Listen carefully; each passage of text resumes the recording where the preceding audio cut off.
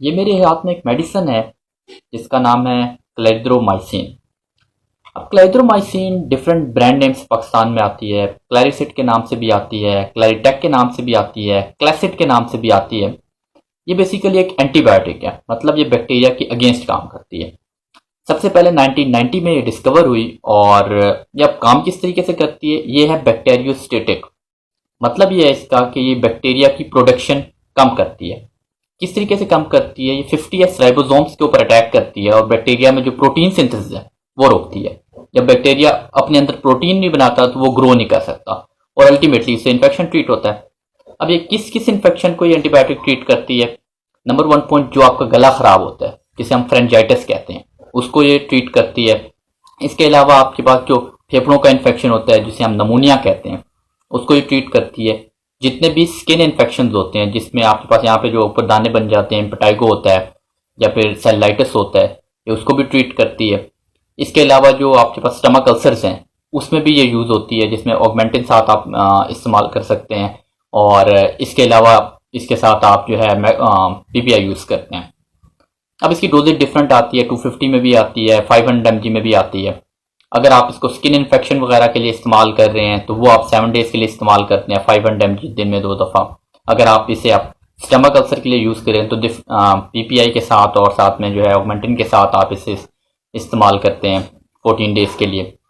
तो बेसिकली इसके कुछ साइड इफ़ेक्ट्स हैं जो किसी भी मेडिसिन के होते हैं, जिसमें नोजिया है, वोमिटिंग है, डायरिया है, एब्डोमिनल पेन है और रेयर केसेस में ये लिवर को भी डिस्टर्ब करती हैं, जिसमें लिवर एंजाइम्स एबनॉर्मल हो जाते हैं।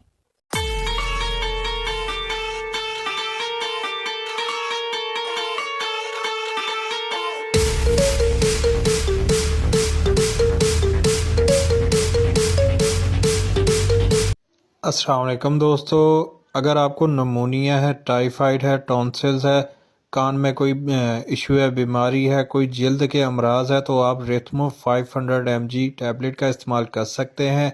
इसकी प्राइस की अगर बात की जाए तो 620 रुपीज़ की प्राइस है। एक पैकेट में 10 टैबलेट होंगी।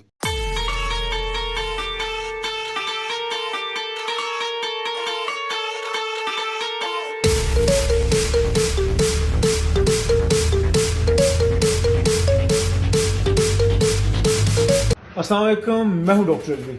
याद रखें कि जब भी आपने क्लेरिथ्रोमाइसिन के साथ अगर कोई एंटी हिस्टामीन यानी एंटी एलर्जिक लिखना है तो फिर इस केस में हमेशा ड्रग ऑफ चॉइस सिट्राजीन होनी चाहिए। यानी आपने 2C कभी नहीं भूलने। जब भी क्लेरिथ्रो के साथ एंटी हिस्टामीन लिखना है तो उस केस में ड्रग ऑफ चॉइस होगी सिट्राजीन। देखते रहें। Thank you so much. आप में से अक्सर लोगों ने बच्चों के लिए सिरप क्लैरिसिड या क्लैरिटेक इस्तेमाल किया होगा। आइए इसके बारे में एक इम्पॉर्टेंट इन्फॉर्मेशन आपको देता हूँ। नॉर्मली इस सिरप का जायका बहुत ज़्यादा कड़वा होता है और बच्चों के लिए इसको पीना तकरीबन नामुमकिन होता है। जब आप इसको ओपन करते हैं तो इसका जो सस्पेंशन होती है उसमें दानेदार एक चीज़ें होती हैं, ग्रेन्यूल्स होते हैं।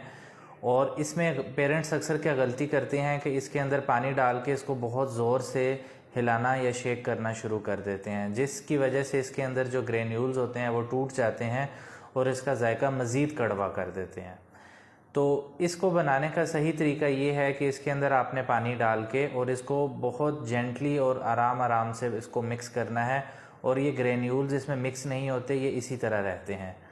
तो अगर इस तरह करेंगे तो इसका जायका कम कड़वा होगा और बच्चे इसको आराम से पी लेंगे। अस्सलाम वालेकुम दोस्तों, उम्मीद है खैरियत से होंगे। मैं आपका दोस्त, आपका भाई। आज मैं आपको क्लेरिथ्रोमाइसिन मेडिसिन के बारे में कुछ मालूमात देना चाहूँगा कि यह किस लिए इस्तेमाल होता है, इसके फ़ायदे क्या हैं और इसके साइड इफ़ेक्ट्स क्या हो सकते हैं। तो सबसे पहले हम ये जानेंगे कि क्लेरिथ्रोमाइसिन होता क्या है।